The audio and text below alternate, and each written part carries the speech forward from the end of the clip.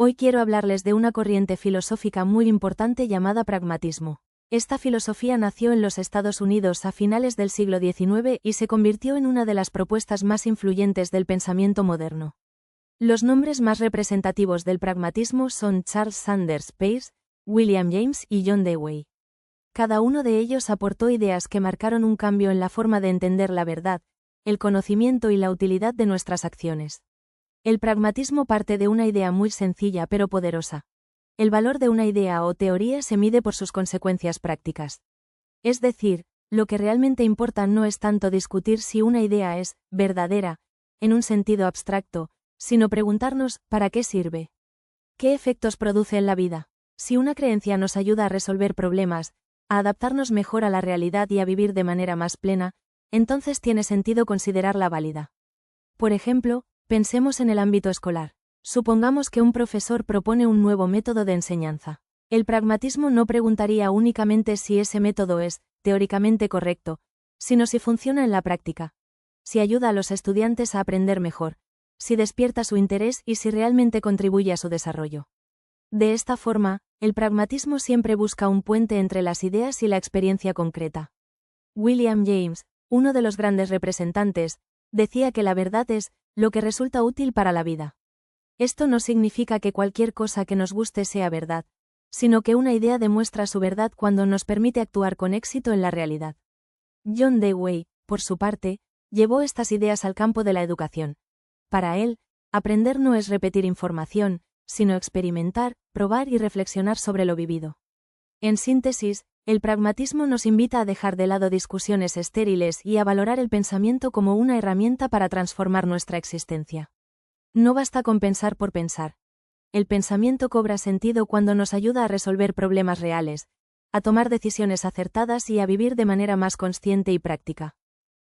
Como se indicó, el pragmatismo es una corriente filosófica que entiende la verdad no como algo absoluto e inmutable, sino como aquello que funciona en la práctica y nos ayuda a desenvolvernos en la vida. Desde este punto de vista, el valor de una idea no se mide solamente por su coherencia teórica, sino por sus consecuencias reales.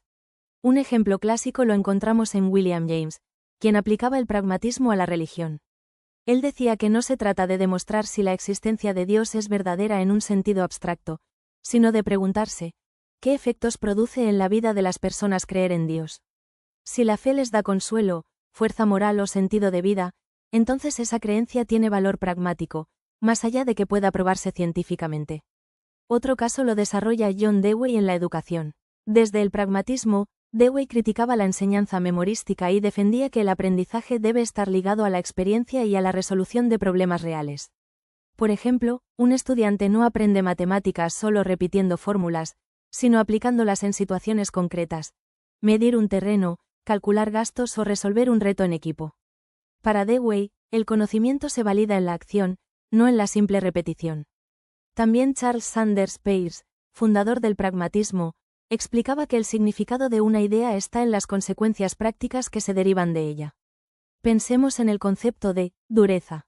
¿Qué significa que un objeto sea duro? Desde una mirada pragmatista, significa que ese objeto resistirá al rayado, que no se romperá fácilmente, que servirá como herramienta. En otras palabras, el concepto adquiere sentido por sus efectos en la experiencia, no como una definición abstracta. Incluso en la ciencia, el pragmatismo tiene ejemplos claros. Una teoría científica, según esta perspectiva, no es verdadera por representar la realidad de manera absoluta, sino porque nos permite hacer predicciones fiables y resolver problemas prácticos.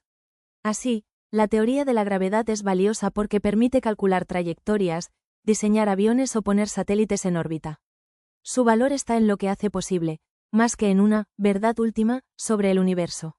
En conclusión, el pragmatismo nos enseña que la filosofía no debe quedarse en el plano de lo abstracto o lo ideal, sino que debe aterrizar en la vida cotidiana.